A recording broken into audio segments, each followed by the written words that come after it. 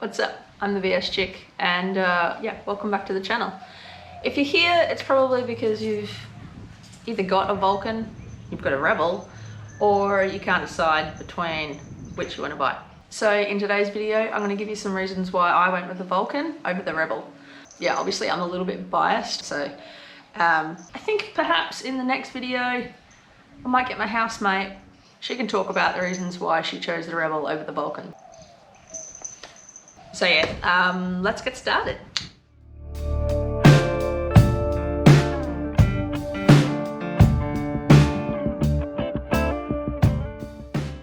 So one of the first reasons why I decided to go with the Vulcan over the Rebel was just the size. Not just the size of the engine, but the actual size of the bike. I found that when I sat on the Rebel, I just looked really big. And so being quite tall and not a stick thin person, I kind of just looked a little bit out of proportion, you know? So I found that when I first sat on the Vulcan, it just sort of looked right. It looked better. I looked more in proportion with the size of the bike. So that was probably one of my first main reasons before even riding it or anything. That really just made me think, yeah, the Rebel's not quite right for me. Basically, as I then bought the Vulcan, I noticed some other differences that kind of confirmed that I made a good choice. And I think if I had have got the Rebel, I probably would have loved it. I would have loved it, it's a great bike. But I probably would have wanted to, you know, go on to something a little bit different further down the track. So yeah, as I've been riding the Vulcan, there have been other things that I've kind of noticed that I've thought, yeah man, this is actually really good. So something that is a fairly big difference is the riding position. So on the Vulcan you have forward control, so your leg is sort of bent a little bit slightly more forward, and it's just more comfortable for those longer trips. The Rebel, it's more of a standard riding position. It is quite comfortable when you're just cruising around town, but on those longer trips, it just, you know, I know that Rebel, she gets a little bit cramped on the bike and, you know, getting quite sore in the knees just because she's unable to stretch out. You can get aftermarket forward controls for the Rebel, but it's not like a genuine part. I found as well that on the forward controls on the Vulcan, it's actually quite easy to maneuver the bike around because you're not constantly hitting your shins on the pegs as you're sort of, you know, doing your little duck walk around the garage.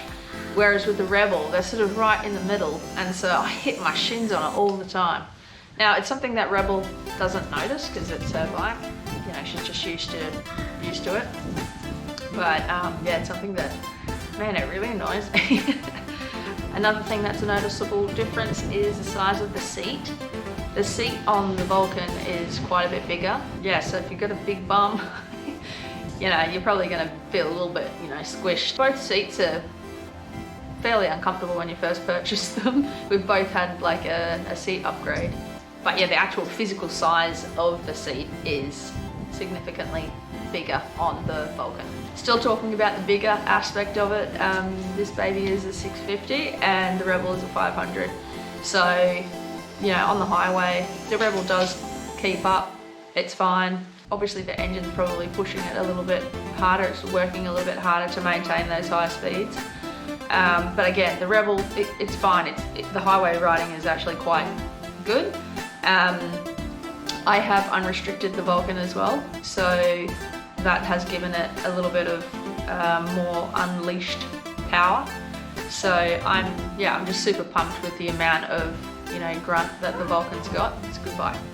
So yeah, slightly bigger engine, just more comfortable on those at those higher speeds. So another thumbs up. Talking about the size as well, we have actually tried to have a pillion on the back of the Vulcan, and it works. It's not particularly something that we would do or that I would want to do all the time, but the Vulcan is definitely capable of having a pillion. I think with the Rebel, there's just such limited space that it would just be quite, you know, squishy on the back there. Again, I've seen people do it, but it's probably, if you're looking for something that you want to use as a two-person, you know, bike, you probably wouldn't go with the Rebel. I mean, you probably wouldn't go for the Vulcan either. You'd probably go something even bigger than that if that was like a bike that you wanted to, you know, have 2 riders on all the time. But the Vulcan can definitely do it. If you're planning to do some much longer rides, you'll find that on the Rebel, you'll be stopping for fuel all the time. So the fuel tank is quite a bit smaller, kind of annoying. I mean, around town it's fine, but if you're on the highway and you're, you know, cruising, it's like, you know, you just want to keep going. So that's kind of annoying, just saying. Something else that's really awesome on the Vulcan, which, you know, I found out after riding it for a little bit, Rebel Rider and I like to do a fair bit of camping, and the storage space, like there's so many things that you can buy for the Vulcan. I've got some Shad 23 panniers, and they just suit the size, and everything is just perfect for the Vulcan. Again, I have seen some on the Rebel as well, the Shads 23s, but they just look so big and just, it doesn't look in proportion with the bike. So Rebel Riders, she ended up getting some smaller panniers. I think they're like Nelson Reach panniers, as in made for the Harley, and they fit on there perfectly. It's a really good size, but it's quite a lot smaller than what you would be able to put on the Vulcan. So I also have a tank bag as well. It's like the perfect size for the Vulcan. It's the E10P. Haha, E10P, that's right, E10P. Yeah, so it's the E10P tank bag, and it just wouldn't work on the Rebel.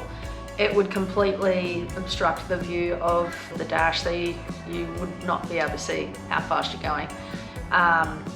So yeah, again, just because of the shape of the tank on the Rebel. So again, another big tick for the Vulcan. So yeah, so there's some of the main reasons why I prefer the Vulcan over the Rebel. After saying all of that, the Rebel is a great bike. It really is. I really have a ton of fun riding it. It's so smooth. I think if you already own a Vulcan, you will already know it is quite jerky in the lower gears, but the Rebel, oh man, it is just such a breeze to ride. So if you're just cruising around town, or you don't mind putting up with some of those differences for the highway riding, well then, you know, go for it. The Rebel, again, a great bike. I just prefer the Vulcan.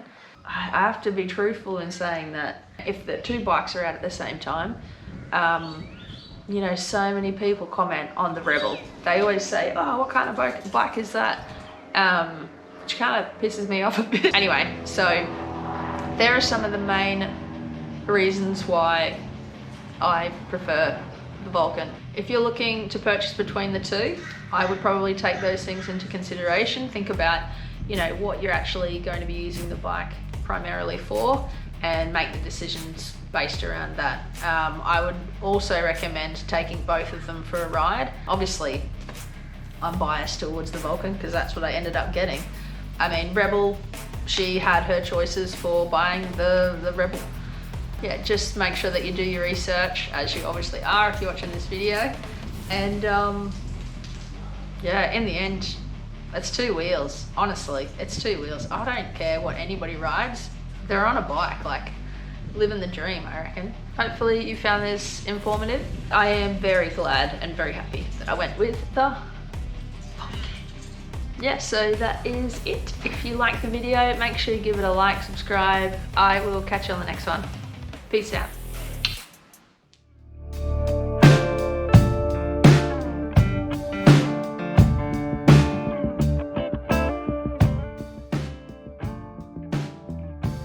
Listen, if you made it all the way to the end of the video, I think that's a sign you should just buy a Vulcan. Buy a Vulcan. I did. That was the best decision